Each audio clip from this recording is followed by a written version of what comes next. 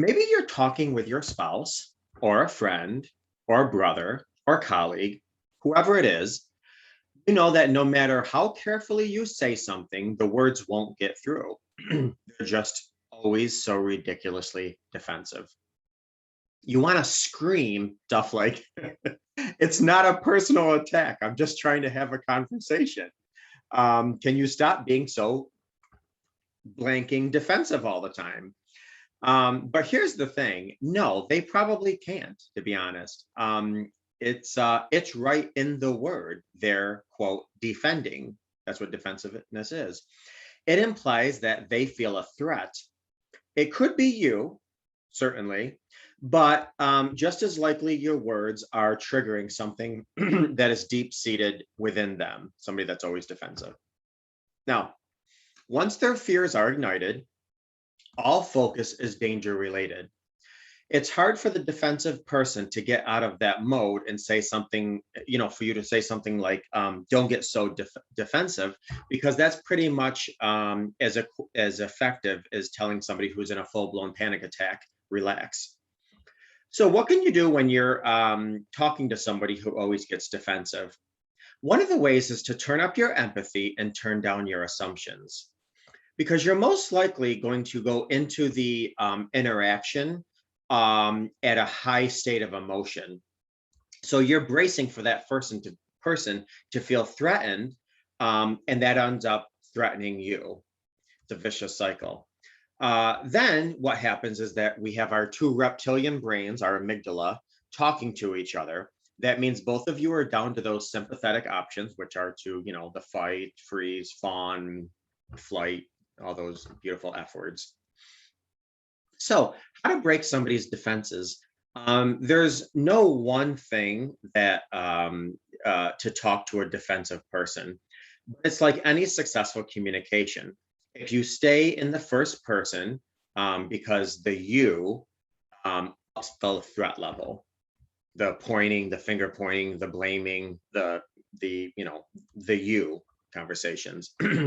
So stay in the first person and focus on specific acts rather than making things eternal character traits. For example, that presentation wasn't at your usual level. That's probably taken a little better than you're not good at public speaking. You can also pepper it in ways to make any criticism a show of confidence with something along the lines of, I'm saying A, B, and C because I know you can handle this because you're very smart. Nothing is magic, keep in mind. Defensive people can turn pretty most benign comment into an attack or a personal attack. And there's also something called sensitization. It's like when hot coffee burns your tongue, everything else, no matter how cool, after that, will set it off. Your words, regardless of how thoughtful, can be the sunburn on the back of the person you say hello to. For instance, if right now I were to go up to you and kind of pat you on the back and say, hey, how's life? Okay, you're going to answer me. But if you have a sunburn or 3-degree burns on your back and I go up to you and say, hey, how's life? Immediately you're going to feel pain, which is going to probably evoke some kind of anger. So some people have emotional sunburn 24/7. Anyways, in those times, acknowledge the reality that it could be that this might not be the right time, or when would be better, or maybe even be more direct. So it seems like what I'm saying isn't working. How would you approach this problem? In either of these scenarios, you're out of the struggle and giving the responsibility to the other person to provide some insight for the solution. So basically, instead of going in and kind of saying something where they can be on the defense, maybe going in and inviting them to be a part of the solution, the problem solving. All right, you can hit refresh. So a common frustration in arguments is that the same issue comes up over and over, particularly with relatives and spouses. So one approach to have is what I call a meta conversation, and that is talk about what you're talking about. It's almost like meditation. It's like thinking about what you're thinking about. So consider saying, for instance, I noticed that when we're talking about your mother, things get heated relatively quickly. How can we go about, dealing with this? Here, you're not talking about the issue, rather you're talking about the issue, and the one step that would be removed that makes it easier for the other person to engage. So again, you're not talking about the issue, you're talking about the issue. Um, Rather than bumping heads with this situation, you're now teaming up together on the problem. So in other words, what you're doing, and I've said this countless times, and I'll repeat again, you're attacking issues rather than attacking one another. And that way you both feel on the same page, you both feel like you're a team player, so forth and so on. But what helps is to come into the conversation clean, like it's the first time. You stay away from lines like, I know you're going to get defensive, or I know this, or I know that, because I don't think anyone would ever believe that ever works. Keep in mind, with someone that you care about or need to keep working with, it might be beneficial to swallow some of your ego at times, and consider what matters the most to you long term. It's the difference between being right and being effective. Oftentimes, and I say this all the time as well, we have to choose between what is important to us. What is more important to you? Is it more important that you be right, or is the relationship more important to you? Is it more important that you be right or you be happy? Because oftentimes you can't have both. Now, having said that, if you are the one that's constantly defensive, allow me to share a few tips and techniques that will hopefully help you cut down on being so defensive yourself. Let me just first say, when we are betrayed, this is a common defense mechanism. So I'm not necessarily talking about that in general. You're probably immediately, initially, for the first, whatever, couple days, couple weeks, couple months, going to be astronomically defensive. That's understandable. I'm just talking about when you're out of that initial phase. If you're continuously defensive or have been defensive all your life in general, here are some of the things that you can do. Number one, hit the pause button. When your partner comes at you with a query, take a second to hear what's being said and understand it before you craft your response, especially if you feel attacked, because we're wired to retaliate when we feel attacked. So by taking a breath, you give yourself time to shift your focus inward and find a more constructive way to respond. Oftentimes, you're taking what's being said to you out of your amygdala and putting it into your frontal cortex. So you're not thinking about it from emotions, you're dealing with it and thinking about it with logic. Acknowledge what was said. This is number two.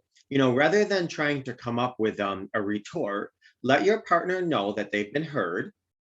The simple act of showing that you were listening can help your partner see that you place value on their feelings. And you can even repeat back to them using their language what you heard them say. A simple acknowledgement that you heard your partner can be enough to diffuse any situation or defensiveness on either end. You can even acknowledge that you heard what they said, but you're going to get back to them when you're in more of a calm mood or when you're ready to respond. Three, change your focus. A lot of men in general, now this is a lot of women too, especially if this is the way you were raised, or if you are now single or a single parent or what have you, but primarily men are wired to handle everything on their own. So if this is you, that means that when they're questioned, or if you're questioned, if this is the kind of person you are, if you're questioned about anything at all, their partner even suggests brainstorming a solution to a problem. Some people, primarily men, but it's often women too, depending on the type of person you are, feel as if they're being undermined. So your success as a partner or a parent doesn't depend on accomplishing every task single-handedly. When your partner offers input, remind yourself that he or she is not seeking to undermine or criticize you. Rather, maybe their way of trying to work together. And this goes with like a coworker too. So many times a coworker comes up to us and says something and immediately we're defensive. Try to understand or put yourself in their shoes, or try to come from the perspective of, you know what, maybe they're not trying to criticize me. Maybe they're trying to offer a solution that we can work on together. Number four, keep your emotions in check. Your emotions can betray you. We all know that, especially when they're right at the surface. In an argument, try and keep emotion out of it. As soon as you feel emotions bubbling up, imagine or give like a mental image that you're taking emotion out of your body and you're just holding it. So you're giving it a space, but it's not within you. When we get overwhelmed with a rush of emotions, we literally throw logic out the window. And I just talked about this, thinking from your amygdala or your frontal cortex. When we get all emotional, we throw logic out the window. So remove any emotions from the equation. And if you need a timeout, give yourself a timeout, give yourself a time away momentarily for a little while to come back into the arena with a fresh perspective and calm mood. Number 5, and lastly, accept your role. So no matter how small it may seem to you, there's something you did or didn't do that caused your partner to approach you in the first place. So when that happens, own it. Simply, if you didn't take out the trash or you didn't get the car serviced or you didn't call the restaurant to make reservations beforehand, accept it and offer to do better going forward. This isn't a criticism, it's actually just a lesson. It's sharing, it's growing, it's learning. Um, uh, Even though uh, keep in mind that intentions are key with things. If somebody comes to you and their intentions are to hurt or to be negative, that's one thing. But if somebody's bringing something up to you, try to really understand their intentions. You may feel insignificant when your partner doesn't hold their word. Let's just say they were supposed to take the trash out, they were supposed to do the dishes, they were supposed to do something. Again, keep in mind of intentions. Did they intentionally didn't do this to hurt you, to annoy you, to do this? So regardless of what side of the coin you're on, if you are with somebody who's constantly defensive, or if you yourself are constantly defensive, try to understand that there's a myriad factors that go on to this. Maybe the person has low self-esteem. Maybe the person has been hurt or betrayed, and this is just one of the initial stages and phases of the healing process, or dealing with devastating news. It could be something from lack of sleep. It could be a misunderstanding. So do your best to try to give somebody the benefit of the doubt. Maybe even using the mirror technique. I've said this 1,000 times. When somebody says something to you, try and mirror back what they said. Ask them, is there anything that I missed? Would you like to add anything? And then go back and forth. So defensiveness is not a bad thing. But if you go into the arena like a porcupine with your quills already spiked, then it can become a bad thing. So I hope you got something out of this class. As always, never hesitate to reach out to me for any reason. And until next time, enjoy your week.